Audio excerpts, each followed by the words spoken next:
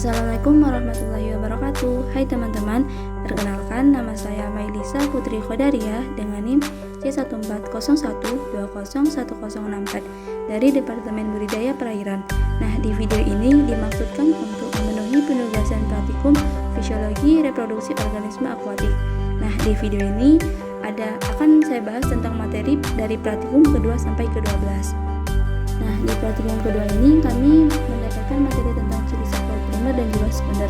Nah, untuk ciri seksual primer itu adalah ciri yang berhubungan dengan aktivitas organ reproduksi. Untuk perbedaan antara ciri seksual primer pada ikan jantan dan betina itu dapat terlihat jika pada jantan itu memiliki testis dan vas deferens, sedangkan untuk betina itu memiliki ovarium dan juga ovidum. Sedangkan untuk ciri seksual sekunder adalah ciri yang dapat dilihat langsung atau fisik.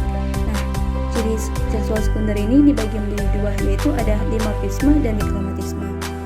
Nah, untuk ciri dimorfisme itu meliputi morfologi, bentuk tubuh, ukuran tubuh, dan organ khusus. Sedangkan dikromatisme itu meliputi warna dan juga corak. Nah, selain itu, ciri seksual sekunder ini ada yang bersifat permanen dan tidak permanen. Untuk yang permanen itu adalah ciri yang tetap dapat terlihat baik ketika sebelum memijah ataupun setelah memijah. Sedangkan yang tidak permanen, cirinya itu hanya terlihat ketika musim pemijahan tiba. Nah, berikut perbedaan ciri seksual primer dan sekunder pada ikan semilang, di mana pada ikan jantan itu terdapat testis dan dua saluran, yaitu anus, saluran pengeluaran sperma dan urin. Selain itu juga terdapat tubuh pada ikan jantan ini lebih bulat serta lubang orogenitalnya terlihat pucat. Sedangkan untuk yang betinanya itu terdapat ovarium dan 3 saluran, anus, saluran pengeluaran telur dan lubang urin, serta memiliki tubuh yang lebih kecil dan lubang orogenitalnya berwarna kemerahan. Nah, organ reproduksi yaitu proses yang dilakukan makhluk hidup untuk memperoleh keturunannya dengan tujuan untuk menjaga kelestarian spesiesnya. Nah, organ reproduksi ini biasanya terdapat kelenjar kelamin atau yang biasa kita sebut dengan gonad. Nah, proses reproduksi ini dapat terjadi secara seksual dan juga aseksual. Berikut ini adalah perbedaan organ reproduksi jantan dan juga betina. Jika pada jantan itu terdapat testis dan juga alat kelaminnya itu berbentuk runcing dan warna merah merata serta letaknya hingga ke sirip anal. Sedangkan untuk yang betina itu terdapat ovarium, di mana alat kelaminnya itu berwarna kelihatan bulat dan berwarna kemerahan serta warna tubuhnya itu lebih cerah. Berikut ada materi tentang tingkat kematangan gonad. Sebelum itu kita ketahui dulu apa itu gonad. Gonad adalah organ atau kelenjar reproduksi untuk menghasilkan sel kelamin atau biasa kita sebut dengan gamet. Untuk pada ikan jantan itu terdapat yang namanya testis. Nah, testis inilah yang akan menghasilkan sperma. Sedangkan untuk betina itu terdapat ovarium yang akan menghasilkan sel telur. Nah, tingkat kematangan gonad atau TKG merupakan perkembangan gonad yang dari bentuk sehelai benang yang berisi cairan bening kemudian akan berkembang dan membesar sesuai dengan kapasitas pada rongga perut yang dimiliki tiap spesies. Untuk catatan, di mana semakin matang gonad suatu spesies ikan, maka semakin besar pula bentuk, berat, serta tubuh ikan. Nah, berikut adalah ciri dan dokumentasi tingkat kematangan gonad pada ikan sembilang.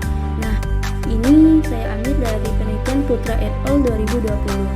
Nah, diameter telur adalah garis tengah atau ukuran panjang suatu telur yang diukur dengan mikrometer berskala yang telah ditera. Dalam pengukuran diameter telur itu dapat menggunakan mikroskop dan mikrometer. Adapun faktor yang mempengaruhi diameter telur itu ada kandungan nutrien di dalam telur, vitamin E baik untuk perkembangan telur. Nah, sedangkan fekunditas merupakan jumlah telur matang di dalam ovari pada TKG 3, 4, dan juga 5 yang akan dikeluarkan saat memijah.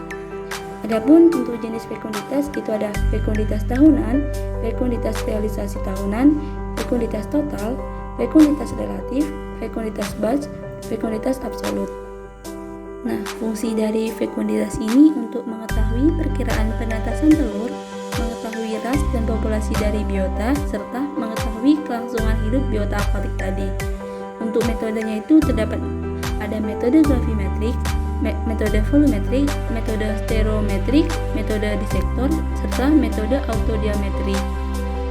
Nah, diameter telur dan fekunditas pada ikan sembilang pada penelitian Muharram et al. 2020 di mana ikan sembilan jantan itu lebih cepat mencapai tingkat matang gonad dengan ukuran pertama kali matang gonad yaitu 281 dan 308,6 mm. Dengan ikan ini memiliki fekulitas berkisar 564 sampai 864 butir.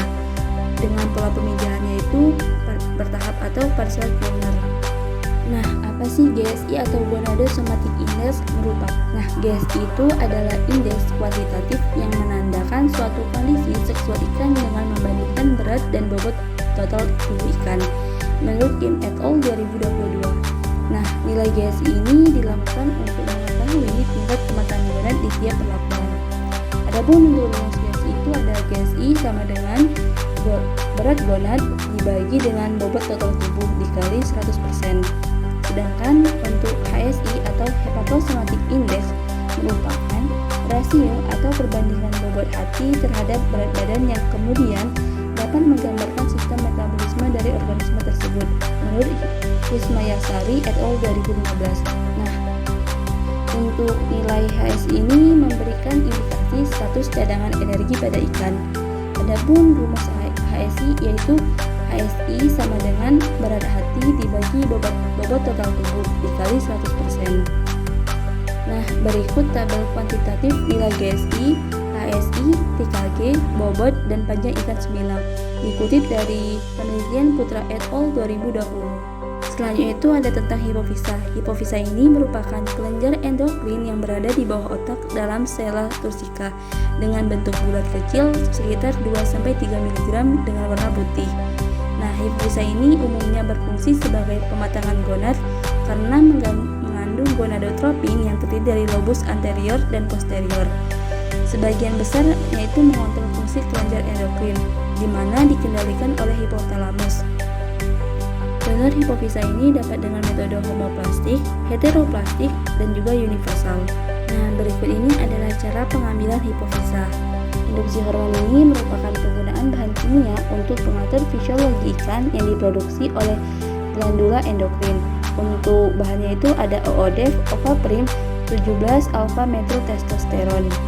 Berikutnya itu ada tentang seks reversal, yaitu teknologi untuk membalikan arah perkembangan kelamin menjadi berlawanan, atau cara pembalikan arah perkembangan kelamin ikan yang seharusnya berkelamin jantan diarahkan perkembangan gonadnya menjadi betina, ataupun sebaliknya.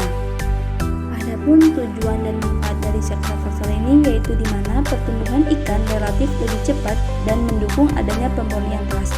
Selain itu juga untuk menghasilkan corak ikan yang lebih menarik serta mengontrol pemijahan liar. Untuk metode seks reversal itu dapat dengan hormon steroid yaitu 17 alfa metiltestosteron dan 17 beta estradiol, serta dapat dengan metode hibridisasi dan juga metode manipulasi suhu. Untuk teknik seks reversal ini dapat dengan metode perendaman, penyuntikan, dan juga oral. Berikut adalah prosedur pengambilan dan penyuntikan hormon. Selanjutnya itu ada rekayasa genetik. Nah, yang pertama itu ada gidogenesis.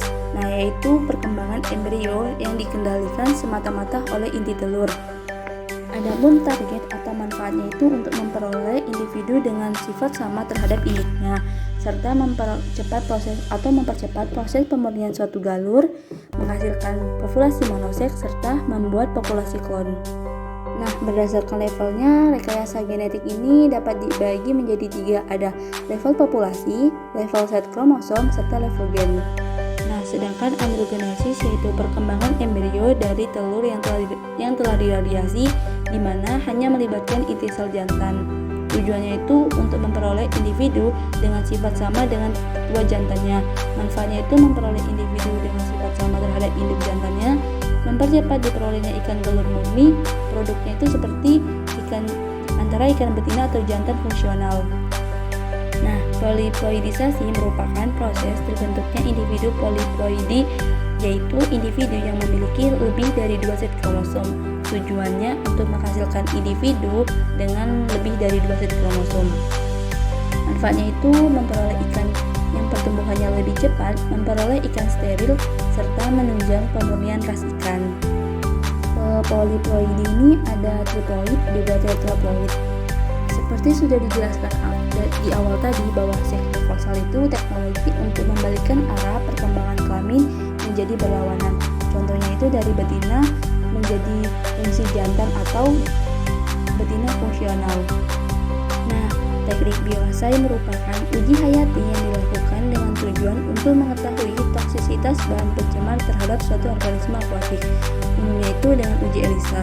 Uji ELISA ini suatu teknik biokimia berbasis flat yang digunakan dalam bidang imunologi untuk mendeteksi dan mengukur konsentrasi antigen atau antibodi dalam suatu sampel. Nah, prinsip kerjanya itu deteksi antigen atau antibodi berdasarkan prinsip ikatan antigen atau antibodi spesifik menggunakan panjang gelombang sebagai pembacaan pada ELISA reader. Manfaatnya itu deteksi residu obat, yaitu untuk antibiotik, nitrofuran, deteksi penyakit, bakteri, virus, serta deteksi hormon yaitu estradiol dan testosteron. Adapun jenis-jenis uji ELISA ini ada direct, indirect, sandwich, dan kompetitif. Terakhir itu ada pengawetan gamet atau preparasi sperma. Menurut KBBI, preparasi yaitu pengawetan, pemeliharaan, penjagaan, dan pelindungan. Preparasi sperma ini merupakan kegiatan yang dilakukan untuk meningkatkan daya simpan sperma dengan tetap menjaga sifat-sifat dan fungsi dari sperma. Tujuannya itu untuk intensifikasi produksi benih, menghindari gamet mengalami overpening atau lewat matang, dapat menggantikan biaya pemeliharaan induk, memudahkan pemindahan sel sperma, di mana induk tidak perlu ikut dipindahkan atau diangkut, serta memungkinkan peminjaman pada saat pematangan gonad yang berbeda antara jantan dan betina. Bahan-bahan dalam preparasi dapat menggunakan madu, air kelapa, propolis wet, larutan fisiologi, serta kuning telur. Untuk metode preparasi ini dapat dengan motilitas sperma, viabilitas sperma, dan juga kepadatan sperma. Mungkin sekian video dari saya. Mohon maaf apabila ada kesalahan. Wassalamualaikum warahmatullahi wabarakatuh.